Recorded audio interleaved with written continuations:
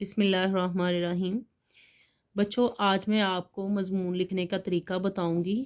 یہ دیکھیں، مضمون لکھا ہوا ہے آب زمزم۔ تو آپ نے مضمون ایسے لکھنا ہے، یعنی سب سے پہلے تو آپ نے اس بات کا دھیان رکھنا ہے کہ آپ کے جو ایک صفحہ ہے اس پہ ایک حوالہ اور ایک جو شعر ہے وہ آنا چاہیے۔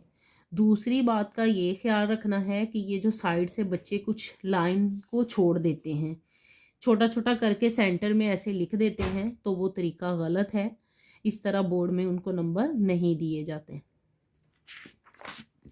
اس کے بعد یہ دیکھیں، صفحہ نمبر 2 کی طرف آپ آ جائیں۔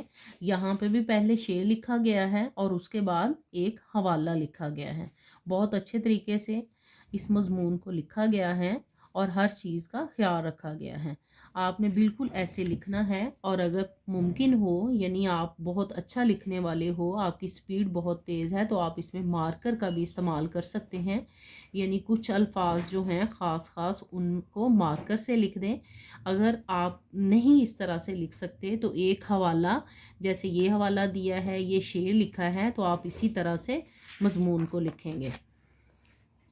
ایک مضمون جو ہوتا ہے وہ کم از کم 4 صفحوں پہ مشتمل ہوتا ہے، یعنی 4 سائڈز۔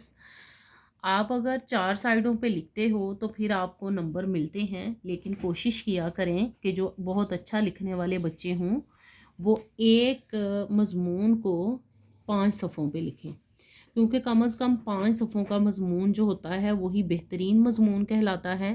اور اس بچے نے ایک مضمون جو ہے آب زمزم، جس کے بورڈ میں آنے کے بھی اس دفعہ بہت زیادہ چانسز ہیں، اس نے اس مضمون کو بہت اچھے طریقے سے لکھا ہے۔ آپ الفاظ پہ غور کریں تو الفاظ بھی بہترین ہیں، الفاظ بہت اچھے ہوں گے، اور مسلسل ربط و تسلسل کا خیال رکھا جائے گا، تو ہی آپ کو اس میں نمبر ملیں گے۔